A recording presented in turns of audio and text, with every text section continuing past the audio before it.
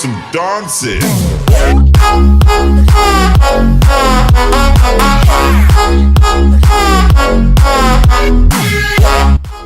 สวัสดีค่ะครับโกเวิร์กกัน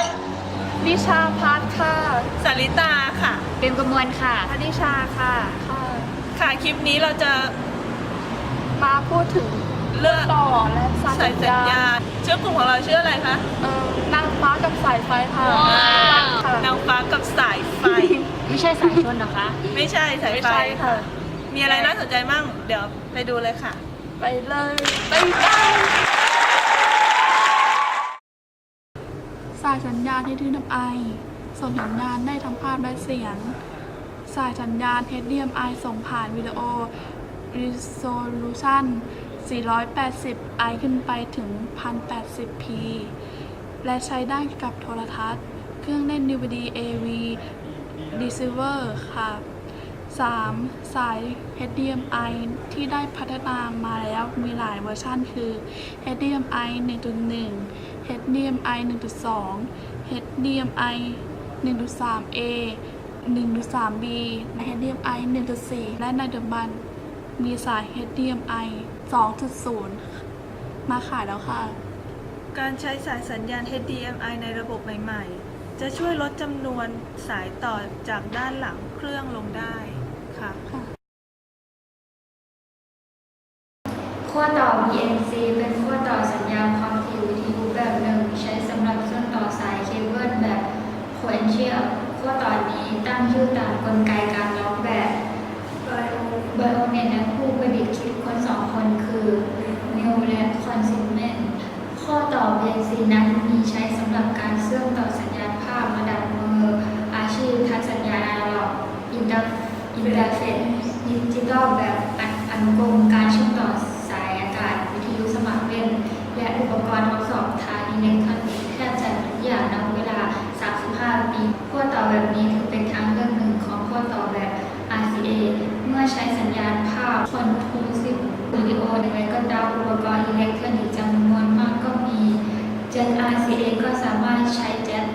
BRC ได้โดยผ่านตัวแบนสายบาลานซ์ขั้วต่อ XLR 3 ขาหรือ Canon เป็นสายที่คุ้นเคยกันใน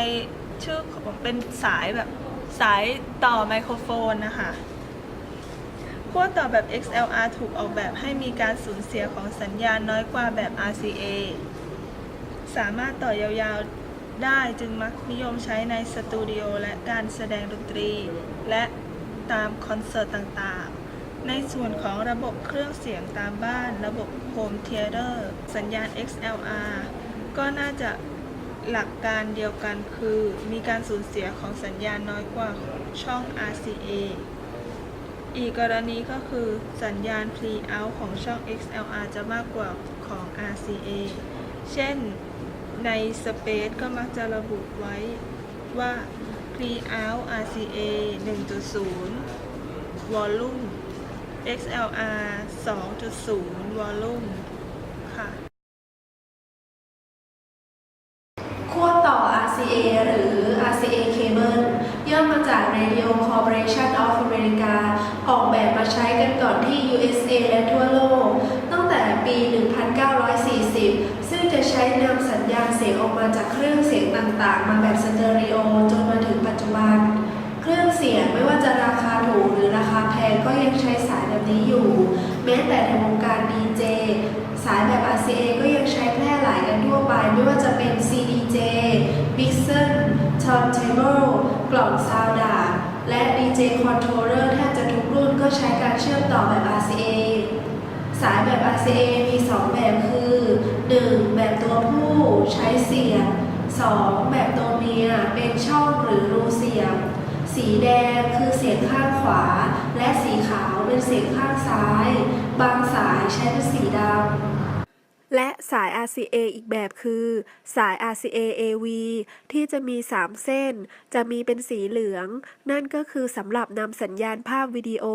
เพื่อเชื่อมต่อกับทีวี DVD Player หรือกล่องรับภาพตามบ้านเช่นกล่องทูเป็นต้น สายสีขาวและสายสีแดงคือสัญญาณเสียงสเตอริโอ ขั้วต่อสัญญาณแบบ TRS หรือโฟนแจ็คย่อมาจาก Chip Link Sleeve เป็นชื่อเรียกของขั้วต่อแบบบาลานซ์ที่มีขนาด 1:4 และ 1:8 นิ้ว หากต้องการทราบหน้าตาของ connection แบบ TRS ให้ดูที่หูฟังนะคะ ลักษณะจะคล้ายๆแบบ 1:4 เพียงแต่เพิ่มลิงก์เข้ามาเท่านั้น ดังนั้นจึงเป็นที่มาของคำว่า Chip Link Sleeve ขั้วต่อแบบ TRS มักจะใช้ในกรณีที่อุปกรณ์ต้องมี2ขั้วสัญญาณและ1กรุ๊ปอยู่ใน connection เดียวกันจะเห็นได้บ่อยครั้งในอุปกรณ์ประเภทบาลานซ์ผู้ผลิตอย่างเช่นโฮซ่าก็มีคุณภาพที่ดีค่ะ